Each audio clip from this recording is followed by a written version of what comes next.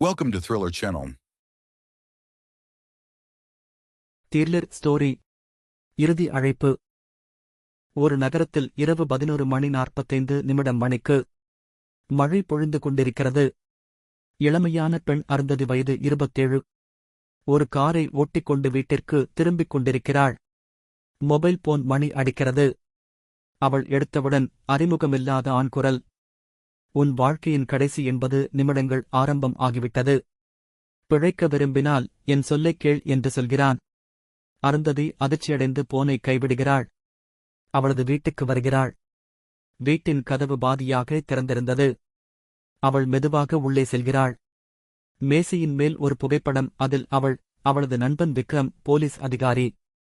புகைப்படத்தின் பின்புறம் விக்ரம் உன் உயிருக்கு ஆபத்து என்று எழுதப்பட்டிருக்கும். அதே சமயம் போனின் மணி. அந்த மர்ம குரல். விக்ரத்தை காப்பாற்ற வேண்டுமானால் நகரின் பழைய மில்ஸ் பகுதியிற்கு உடனே போ. அருந்ததி காரில் புறப்படுகிறாள். மழை அதிகரிக்கிறது. சாலைகள் வெறிச்சோடியுள்ளன. மில் அருகே சென்றவுடன் யாரோ அவளை பின்தொடர்கிறார்கள். முகமூடி அணிந்தவர்கள் இருவர், ஒரு பைக் மீது. அவள் வேகமாக ஓடி மில் உள்ளே புகுகிறாள். அங்கே எல்லாம் இருட்டாகவும் பழைய இயந்திரங்கள், சிதைந்த சுவர்கள். திடீரென்று ஒரு மெட்டல் கதவு தானாக மூடப்படுகிறது. உள்ளே விக்ரம் கட்டப்பட்டு கிடக்கிறான்.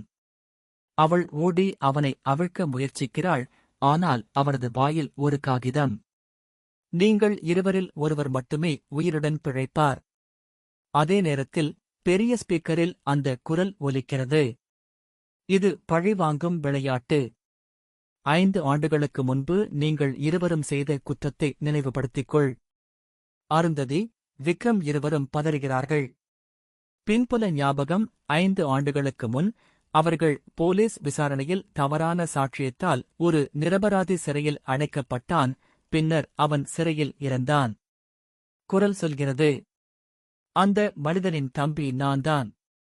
நீங்கள் இருவரும் ஒரு இறுதித் தேர்வில் பங்கேற்க வேண்டும். வென்றவர் உயிருடன் பிழைப்பார். அறையில் ஒளி எரிகிறது. 3 கதவுகள்.